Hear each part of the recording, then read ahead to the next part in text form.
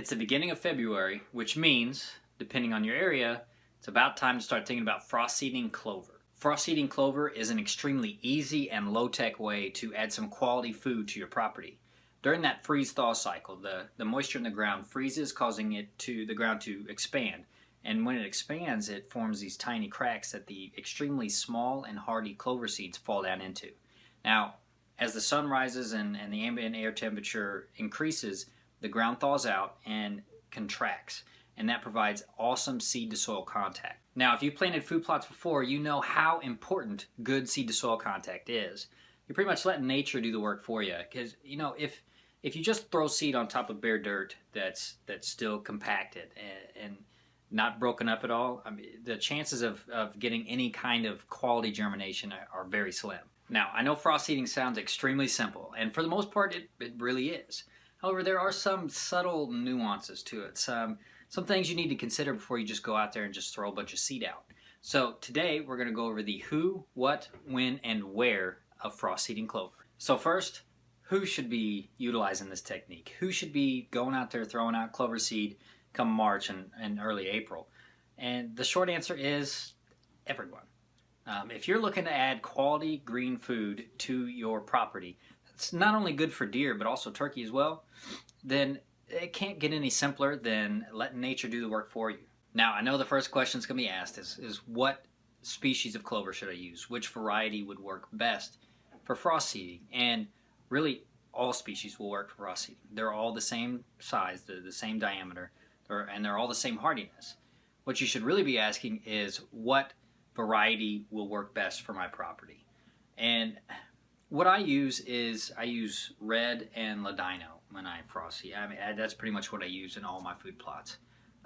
There are subtle differences to each variety, and you need to do your research if you're just buying individual seed.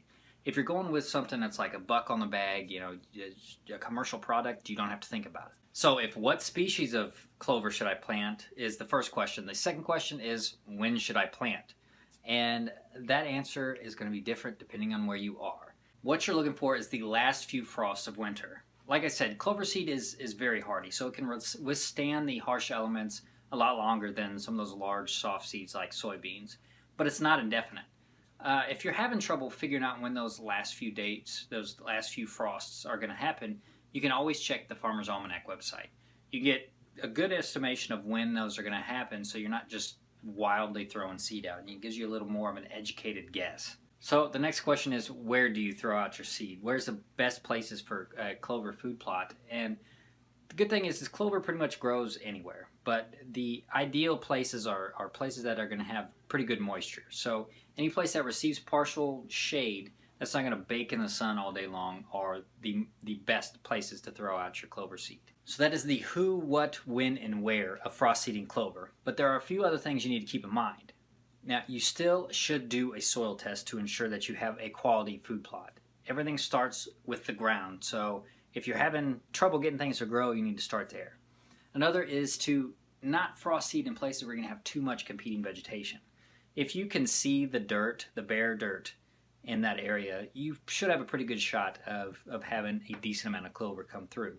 Just know that if it's not pretty clean, that you may have to come back and treat those weeds and grass later.